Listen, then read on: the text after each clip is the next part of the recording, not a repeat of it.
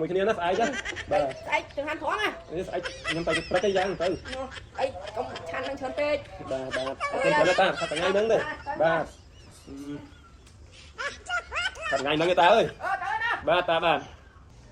ចូលឆ្នាំទី1ហើយមិនឃើញវាមកមើលអត់មើលអីបន្តិចមុនចូលឆ្នាំទៅវាមកថាវារវល់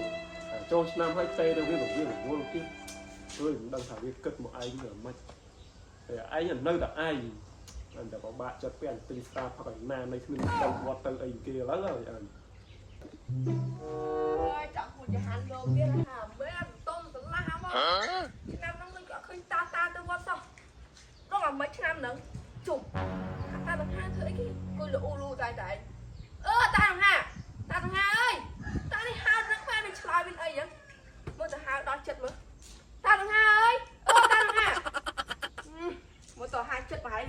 ខំណាស់គេទៀតតាហ្នឹងដឹងវាគិតតែមិនដល់ពេលអញ្ចឹងឯងណាតែពិបាកចិត្តពេលទីស្តាផឹកអស់ហ្នឹងតាំងហាហាមួយថ្ងៃមានលឺមានអីហ្មង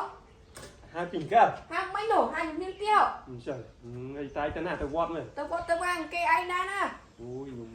ឆ្នាំនោះដូចចង់ទៅអាម៉េចតែល្បីទៅមុនទៅអេតទៅអស់គ្នា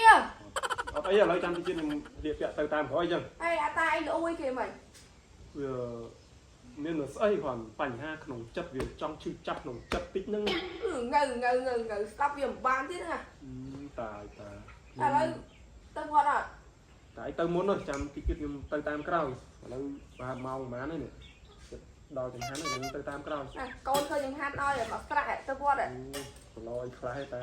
មានការីនំប៉័ងហ្នឹងគ្រប់មុខហ្នឹងហើយតែទៅខ្ញុំនេះចឹងហើយឥឡូវទៅអត់ចាតែទៅមុននោះខ្ញុំទៅតាមក្រោយឥឡូវទៅមុនទៅណាបាទតាអត់ទេទៅណាឯងចាំទៅវត្តណាម៉ាក់បាទមួយវាយកចាប់ដល់ហើយគាត់គ្នាតាំងក្មេងហ្នឹងមកល្មមតាអើយតាដល់វត្តហើយតានឹងក៏ហក់ឯងមានសិក្សាទៅវត្ត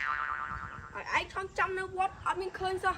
ហើយពីអីចាំជួនអ្នកផលឲ្យតានឹងបានមុនទាំងអស់គ្នាអញតើពិបាកចិត្តពីអញទិញស្រាយើងមកផឹកចឹងវាគ្មានមកលេងអញអត់ដូចអាតាតយវាមានកូនមានអីធ្វើចង្ហាន់ធ្វើអីឲ្យទៅវត្តឥឡូវអញមានចង្ហាន់អីក្រៅពីផឹក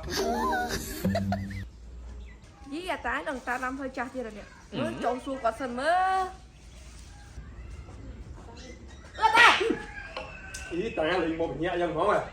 ឯងកុំចាំនៅវត្តអត់មានទៅអូតាចាំនៅ